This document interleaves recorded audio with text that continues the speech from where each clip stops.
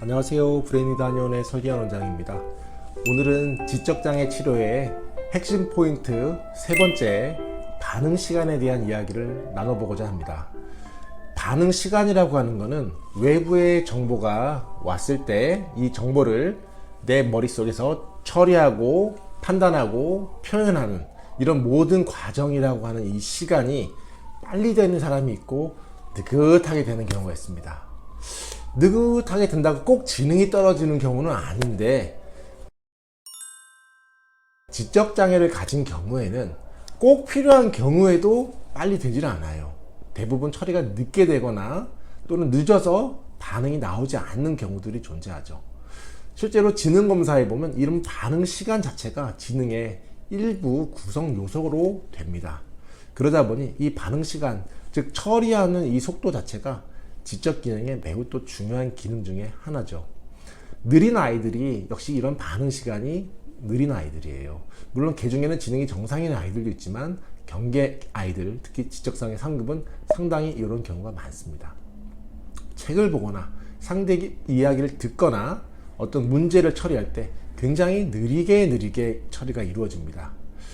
지적장애 3급이고 경계선 지적장애인데 머리가 회전이 막 빠르고 머리가 팍팍 돌아가고 빨리빨리 해결을 잘하고 이런 경우를 못 보셨을 거예요. 왜냐하면 그러한 처리 속도가 나오지를 않아요.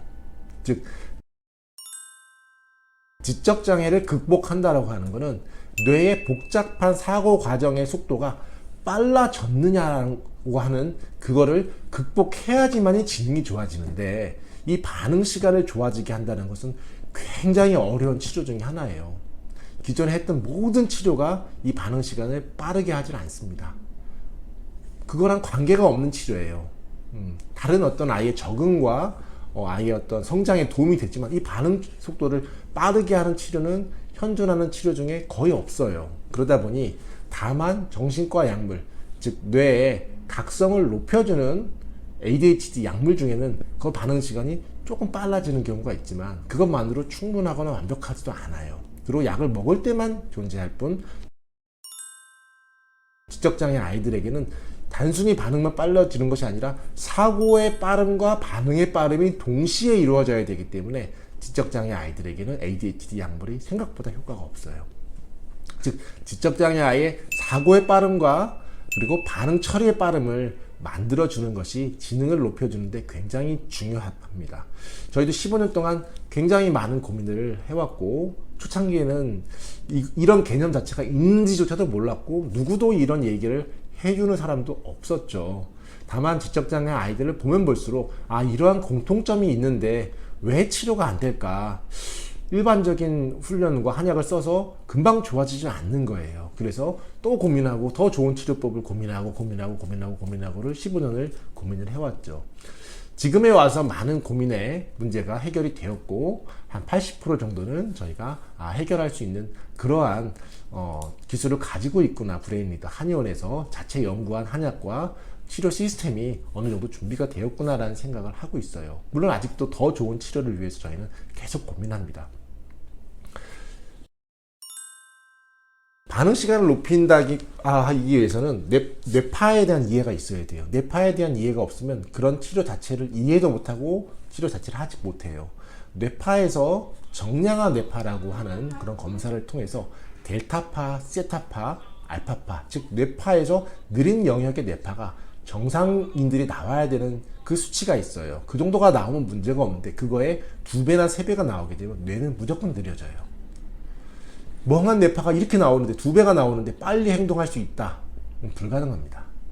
잠깐은 그럴 수 있겠지만 계속 느리게 되고 피곤하게 되고 귀찮게 되고 처리 속도가 느려지게 되고 복잡한 생각 하기 싫어져요.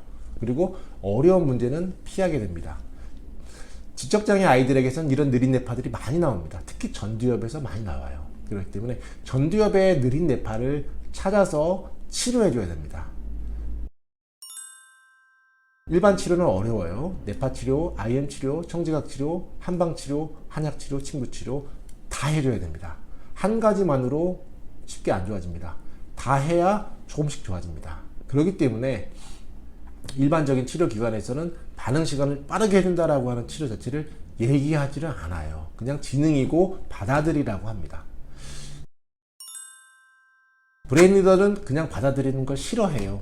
어떻게 극복할까를 고민하는 것이 브레인 리더의 치료의 첫 고민입니다. 왜 이거는 안 될까?